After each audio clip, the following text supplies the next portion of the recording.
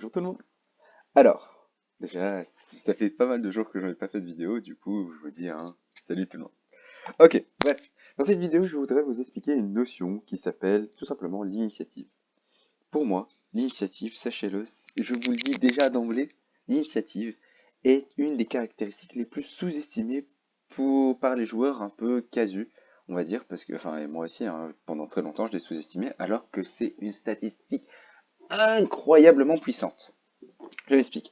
L'initiative se trouve juste en dessous des coups critiques et ça dit quelle est l'équipe qui va jouer en premier.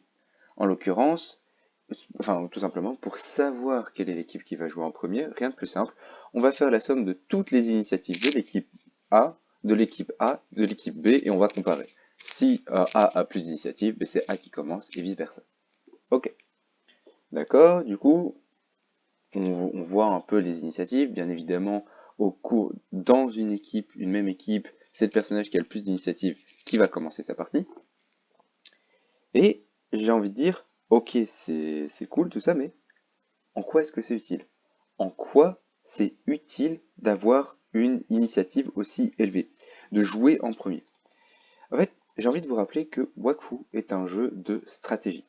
C'est-à-dire que ça prend du temps, il faut vraiment comprendre que en général, ça va prendre du temps de mettre au point une stratégie, de l'appliquer au cours d'un combat, et tout ce qui va nous empêcher d'appliquer cette stratégie, c'est ce que l'adversaire peut faire. Donc, il faut bien se rendre compte, on est doublement gagnant dans le fait de commencer en premier. Un, on met notre stratégie en place en premier, et deux, on arrive potentiellement à court-circuiter la stratégie adverse. Donc, il faut bien comprendre, c'est le simple fait de jouer en premier a pour impact que l'on a pour impact que l'on met notre stratégie en premier, quelque part on la sécurise, et en plus de ça, on met à mal la stratégie adverse. Donc c'est vraiment un double win-win. Déjà, donc comprenez ça. De deux.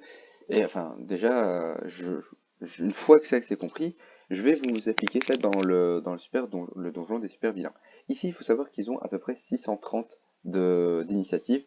Avec ma team, j'en ai à peu près pour 700. Go lancer. Avec 700 d'initiatives, ça me permet littéralement hop là, de faire mon combo sur le Lardente avant même qu'il ait joué. Tac, tac, tac, et par exemple me caler ici. Ça, c'est déjà un point extrêmement important. Là, vous voyez, ça revient à ce que je disais déjà il y a quelques secondes. Je mets en place ma stratégie avant la stratégie adverse. Mais faisons un peu plus attention à ce qu'on regarde, ce qu'on fait, à ce qui se passe plutôt. Regardons. Ici, regardons un peu l'ordre des personnages. On voit que le prochain personnage qui va jouer, ça va être le Lardente. Est-ce qu'il va jouer? Non. Pourquoi? Parce que je vais le one-shot là tout de suite. C'est-à-dire que sa mécanique des glyphes ne va même pas être prise en compte tout au long de ce combat. Et c'est ça qui me permet littéralement... Ouah, les dégâts. Pouah, les dégâts, les dégâts. Donc je disais, et c'est ça qui me permet de pas jouer en stasis 4. C'est tout simplement en empêchant le Lardente de jouer. Voilà. Donc là, je réexplique. Pour l'instant, le simple fait d'avoir tué le Lardente empêche l'équipe adverse de mettre en place sa propre stratégie. Donc déjà ça c'est très fort, hein. Genre là il faut bien comprendre, ce truc c'est déjà extrêmement fort. Le fait de pouvoir bloquer la stratégie adverse, et franchement il y a... Attendez, tac, je dois juste pas faire n'importe quoi, je vais me caler ici, tiens, pourquoi pas. 1, 2, 3, je vais plutôt me caler ici. Voilà. Donc là, d'une part, j'ai bloqué la stratégie adverse. Parce que j'ai tué le Lardente, mais aussi parce que j'ai joué avant le Mercator. Mercator est un des personnages qui est capable de donner de l'énergie. Ici, il a énergétisé, il a fait des charges énergétiques à ses alliés. Ces charges énergétiques sont extrêmement dangereuses pour moi, parce qu'elles donnent jusqu'à 100 de résistance à tous ses alliés. C'est très fort, 100. Au point que, par exemple, avec comment il s'appelle? Avec l'ardente, voilà, excusez-moi, j'ai oublié mes mots. Au point qu'avec le l'ardente, il arrive que j'ai à taper littéralement mes 5 coups sur le Lardente. Donc vraiment, faut comprendre, c'est fort de pouvoir taper, enfin, ces centres de résistance, ils sont importants, ils me counter véritablement. Hop là, j'ai fait une bêtise, bon. Qui est-ce que je tue? Je vais tuer... Qui? Gérald Rez? Gérald Rez, lui. Là, on va faire un truc comme ça, et comme ça. Voilà. Hop là. Donc là, je réexplique, j'ai tué le Lardente, donc la stratégie du Lardente n'a pas été mise en place. C'est déjà très très bien parti. Oh yeah. Et en plus de ça, donc c'est déjà extrêmement fort, et en plus de ça, attendez, j'aime pas me couper moi-même, mais là c'est important. J'accepte de ne pas avoir le coup, ça fait 4, 10, bim. Dommage, dommage, dommage. J'accepte de mourir.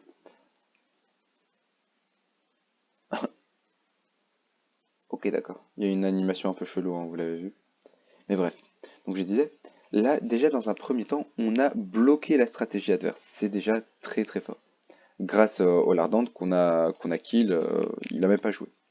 Mais pourquoi est-ce que j'ai pu le kill? C'est parce qu'en amont, j'ai déjà court-circuité la stratégie du Mercator, qui est de donner 100 de résistance à ses alliés, à 2 de ses alliés. Autant vous dire que 2 de ses alliés, parmi 3, il y avait de grandes chances que ce soit l'Ardente qui prenne le boost, tout simplement. Ok, et c'est vraiment comme ça qu'il faut voir un peu le jeu Wakfu. Il faut vraiment pas s'arrêter sur notre propre stratégie. Non, non, vraiment pas. Il faut vraiment prendre la stratégie de Wakfu dans son ensemble. Alors, est-ce que j'ai assez Ralrez? Ouais, je pense, hein. Ouais, ouais, je pense bien.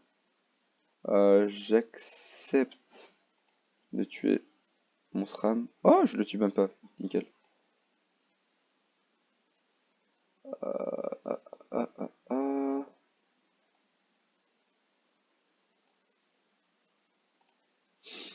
Oh, ça va faire mal ça. Toi, t'es mort. Non, j'ai pas envie de kill ma team. La flamme. Voilà. Touille, touille, touille. Et on termine en beauté.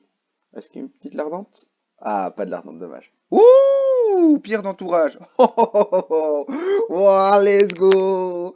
Alors là, c'est la vidéo parfaite pour expliquer pourquoi le Stasis 4, c'est fort. Ça augmente drastiquement la probabilité, hein, je vous rappelle. Le passage en Stasis 3 à 4 fait passer de 140% à 250, quasiment le double. Un peu moins que le double, faut pas exagérer, mais voilà. Bref, j'espère que cette vidéo vous aura plu et qu'elle aura été assez claire, mais je vais réexpliquer un peu les différents points. L'initiative, c'est une caractéristique principale de vos personnages, qui vous permet tout simplement de jouer en premier. Jouer en premier, ça veut dire quoi? Ça veut dire que vous pouvez mettre en place votre propre stratégie, mais aussi et surtout court-circuiter la stratégie adverse. Et ça, oh mon Dieu, qu'est-ce que c'est fort! Vraiment, qu'est-ce que c'est fort? Parce que une fois que vous comprenez quels sont les différents, disons, engrenages de vos personnages, mais ça y est, enfin, plutôt des différents engrenages de l'équipe adverse, mais ça y est, vous avez un avantage certain, vous savez déjà quelles sont les cibles à abattre le plus tôt possible. Vous avez vu l'idée de ma team, c'est vraiment être un boss killer. Ça veut dire quoi? Ça veut dire que je dois pouvoir one-shot une cible. C'est exactement ce qui se passe ici. Et bon, bah, apparemment, ça c'est bien rentabilisé parce que ça, pierre d'entourage, si on regarde, ça permet quoi? Ça permet inflexibilité, maniement de la dague, aura de flamme. Le reste, je crois que c'est un peu osef. Peut-être arme à deux mains. Je sais qu'elle est parfois maniement de main. Bref, c'est la toute première fois que je drop ça, donc ça me fait trop rire que ce soit en cours de cette vidéo. Bref, j'espère que cette vidéo vous aura plu. Je vous souhaite plein de kamas et littéralement à la prochaine. Enjoy, ciao.